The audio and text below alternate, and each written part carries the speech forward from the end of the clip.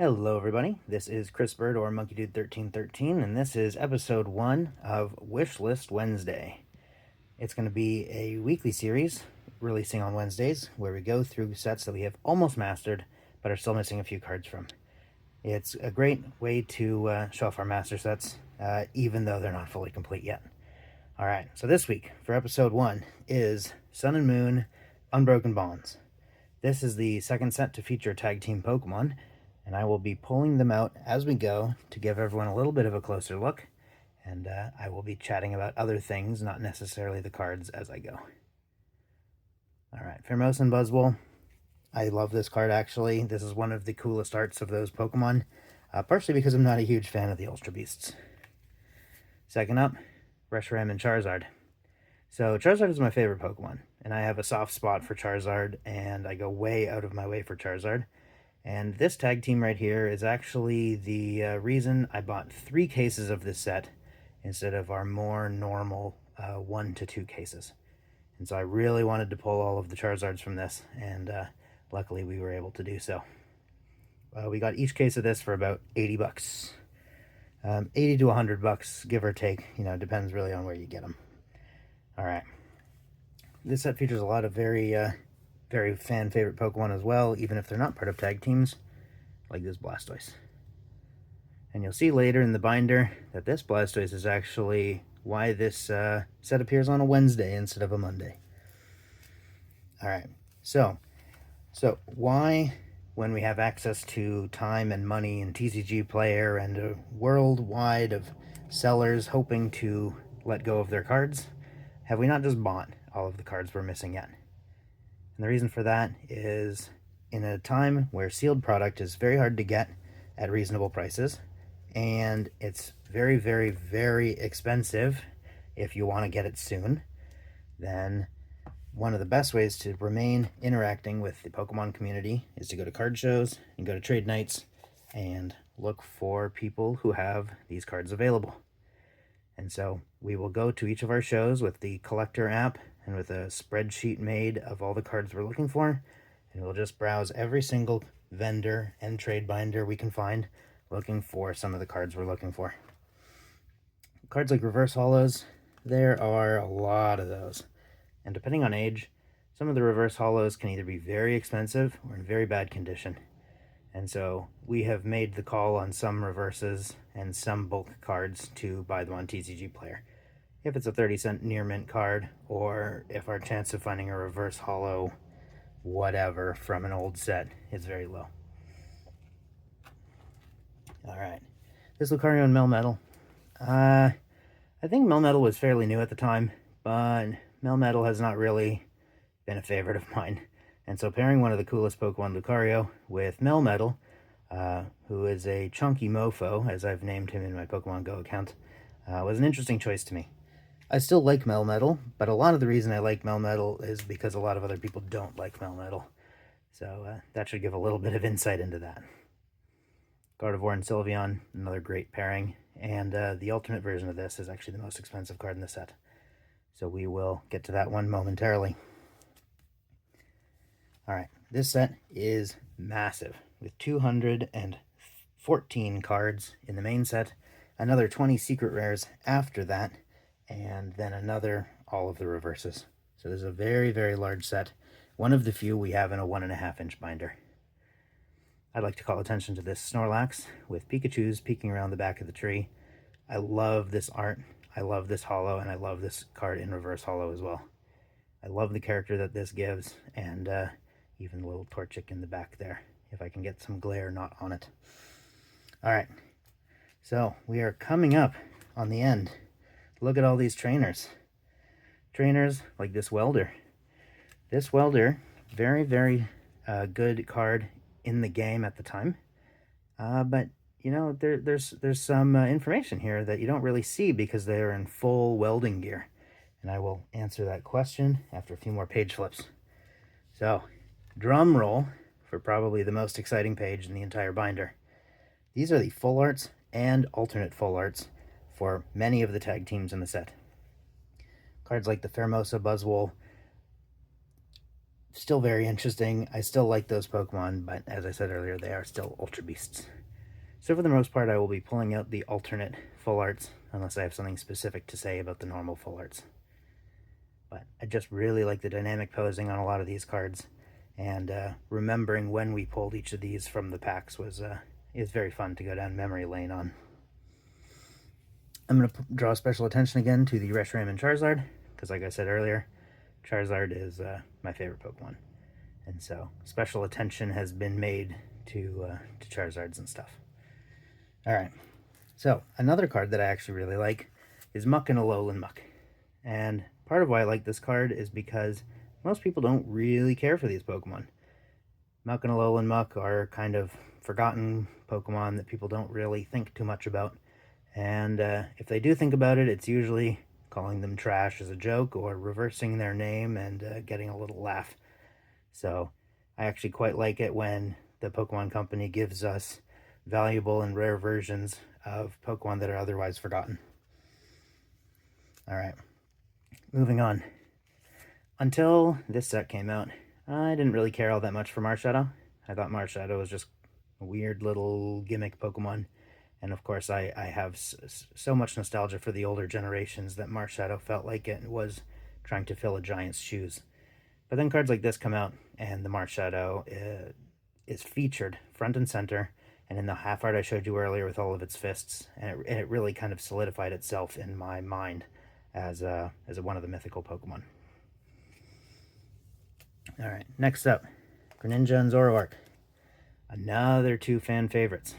Tons and tons of people like these Pokemon, to the point where these are some of the fastest ones to go whenever we bring them to shows to either sell or trade. But I just really like how laid back these Pokemon are in this art. Very, very rarely are they shown in something other than a fighting or ninja style pose. So these guys are just chilling. Very nice. Very, very nice. Alright, so now, Gardevoir and Sylveon GX Tag Team. As far as I know, this is the most valuable card in the set. Very, very soft art, very pastel-y type colors, and I actually really, really like this art as well. I'm not the biggest Gardevoir fan, but I still really appreciate the Pokemon itself, and Sylveon is, of course, one of the evolutions, which is some of our favorite Pokemon. Alright, so I'm going to flip the page here. I'm going to skip a few more cards, and on this next page, we're going to get back to the trainers. So I had brought up before that something key was missing out on the other card, and when you're in full welding gear, no one has any idea if you're a guy or a girl. And so I was very surprised when we pulled this card that they, went deeper than just showing the full-on welding gear character without much personality. So I think that this card is very cool, and I really like the idea that full art cards can give you some insight into an otherwise unimpressive trainer card. So I really like the story behind this one. Alright, so the other two trainers to pull your attention to is this Green's Exploration, and then the Red Challenge I will pull out next. These are named characters that some people don't even know are named characters because the name is so simple. But if you've been playing the Pokemon Game Boy games or watching the shows, then you'll understand the relevance of these characters. So, fantastic art on these guys as well. Let me pull out the Red's Challenge as well. An interesting thing about this card is how the black text actually bleeds into the hat. So they didn't decide to change the card art. They didn't decide to change the size of the font or anything. I hit my tripod again. They just jammed the GE on the side of the hat there, and no one really seemed to care. So, still a very awesome card. Alright, so now we're into the hyper rares. I'm going to start into a little ramble about Charizard here. So Charizard and Reshiram, like I've said, favorite Pokemon, but the specific pairing of Reshiram and Charizard has had many, many prints. We've seen 3 just in this binder alone, and that is not even all of them. So I will first bring out Reshiram and Charizard GX. This one is from the World Championships 2019 deck. However, a piece of fun trivia for this is that there are actually 2 World Championship decks with this card in it. So you need to make sure, if you want to be a completionist, that you check the signature here and make sure that you're getting one of each rather than two of the same one or missing one entirely. Second up, similar to this hyper rare one down here, there is this one, which is like a 3-tone gold, red, and blue. This is a promo from the Sun Moon era, and it took me quite a while to learn that this card even existed. So even though it's not part of Unbroken Bond specifically, it is the same art, just colored differently to the hyper rare in the set. And finally, one of my favorite Charizard cards is the promo from Sun Moon number 201. The art on this one is astounding.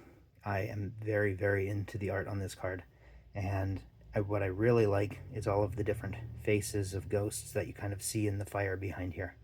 I think that's very cool. Alright, so Pokemon. The back of a Pokemon card here, this is actually just a basic energy. I put basic energies in our binders so that we can keep the card on the other side of the page in its spot. So it adds just a little bit of pressure so that the card on the back side doesn't move around, doesn't wiggle, and it also helps de-warp any of the cards on the other side of this sheet. So this card is here for the whole point of this video, Wishlist Wednesday.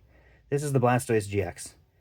The Blastoise GX didn't get a half art that came in this set. It only got the half art I showed you earlier. So this card at around 93 to 96 bucks is the last card we need to finish our Unbroken Bonds Master Set. I wish I could show it to you here, but we don't have it yet. So hopefully we can find this card. We've been looking now for 3 or 4 months at card shows, and we're just kind of waiting for that guy to show up.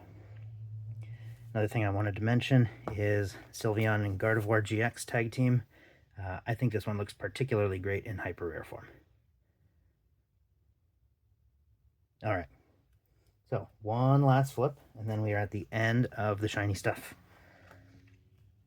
Interestingly, out of these trainers, most gold trainers from Sun Moon era are very cheap. They go for between $3 and $15, and they're a great sub-collection to do if you'd like. You know, there's a lot of people out there specifically looking for the gold item cards because they all look great together. Something to mention, though, this Pokegear 3.0.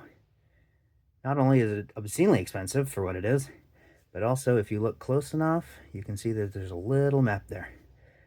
So the art on the card is detailed enough to show you an actual map from the game. And that actually makes me really like this card even more than I did before. Just because it's a neat tidbit that you can really latch onto, and it feels like they cared a lot about the art on these cards, even though they're just trainer cards.